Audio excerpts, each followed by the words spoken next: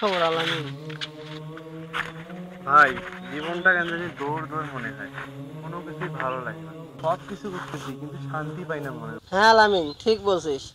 শান্তির মূল সূত্র তো আমাদের সামনেই আছে, শুধু একটু সময় দিতে হবে আমাদের। মানে কি বলেন আইয়ুব ভাই?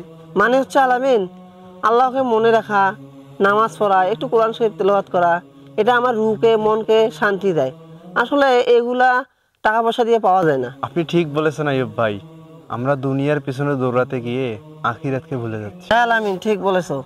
কারণ এই দুনিয়াটা অল্প সময়ের। আর ভাই, একটু জিকির, একটু দোয়া, একটু ভালো কাজ, এগুলোই আল্লাহর কাছে অনেক দাম। আইয়ুব ভাই, তাহলে চলেন আজ থেকে আমরা দুজনে একসঙ্গে আল্লাহর ইবাদত করি, 5 ওয়াক্ত নামাজ পড়ি। আলামিন, ঠিক বলছিস। আল্লাহ আমাদের কবুল করুক। আমিন, আমিন, আল্লাহুম্মা আল্লাহ আমিন। আমিন।